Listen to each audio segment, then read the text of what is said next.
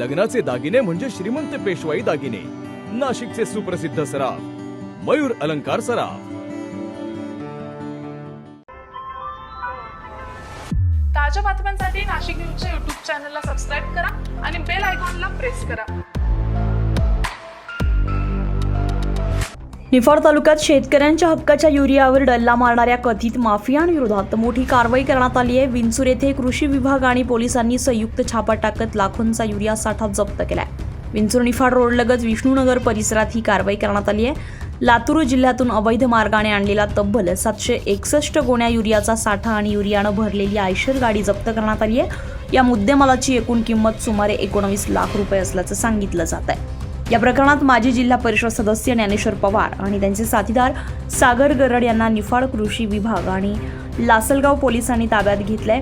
शेतकऱ्यांना एका गोणीसाठी तासनतास रांगेत उभं राहावं लागतंय, तर दुसरीकडे याच खताचा काळा बाजार होत असल्याचा गंभीर आरोप या कारवाईनंतर पुन्हा समोर आलाय।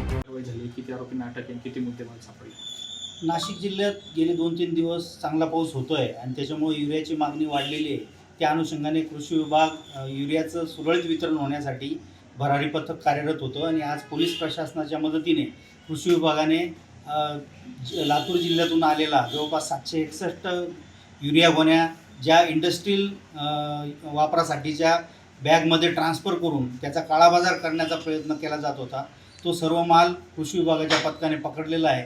त्याला पोलीस प्रशासनाने सहकार्य केलेलं आहे आणि जवळपास 19 लाख रुपयाचा तो माल पकडण्यात आलेला आहे।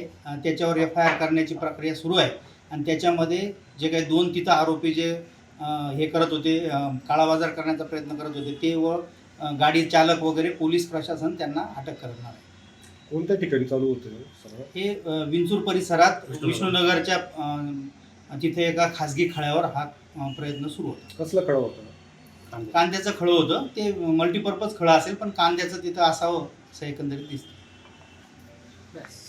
दरम्यान शेतकऱ्यांच्या हक्काच्या खतावर डल्ला मारणाऱ्यांविरुद्ध कठोर कारवाई करण्याची मागणी जोर धरत असून या प्रकरणातील संपूर्ण साखळी उघड करण्यासाठी कृषी विभाग आणि पोलिसांकडून पुढील तपास सुरू आहे। अझहर कादरी, नाशिक न्यूज, नाशिक।